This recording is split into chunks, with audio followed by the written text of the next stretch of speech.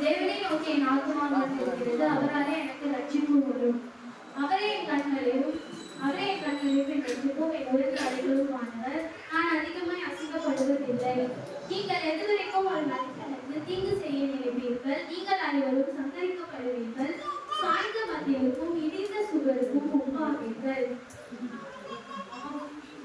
அவனுடைய மேன்மையில் இருந்து அவனை தள்ளுபடிக்கு ஆலோசனை பண்ணி அபத்தம் பேசுகிறார்கள். தங்கள் வாயினால் ஆசீர்வதித்து தங்கள் உள்ளத்தில் சபிக்கிறார்கள். என் ஆத்துமாவே தேவனை நோக்கி அமர்ந்து நான் நம்புகிறது அவராலே வரும். அவரே என் கண்மலையும் என் ரட்சிப்பும் என் உயர்ந்த அடைக்கலுமானவர். நான் அசைக்கப்படுவதில்லை. என் ரட்சிப்பும் என் மகிமையும் தேவனிடத்தில் இருக்கிறது. வெள்ளனான என் கண்மலையும் அடைக்கலமும் தேவனுக்குள் இருக்கிறது. ஜனங்களே, எக்காலத்திலும் தேவனை நம்புங்கள். அவர் சமூகத்தில் உங்கள் இருதயத்தை ஊற்றிவிடுங்கள். தேவன் நமக்கு அடைக்கலமாய் இருக்கிறார்.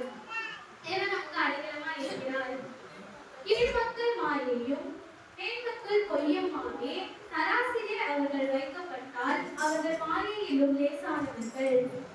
கொடுமையை நம்பாதீர்கள், கொள்ளையினால் பெருமை பாராட்டாதீர்கள். ஐஸ்வர்யம் விருத்தியானால் இருதயத்தை அதன் மேல் வைக்காதீர்கள். தேவன் ஒரு தரம் கிளம்பினார், இரண்டு தரம் கேட்டிருக்கிறார்.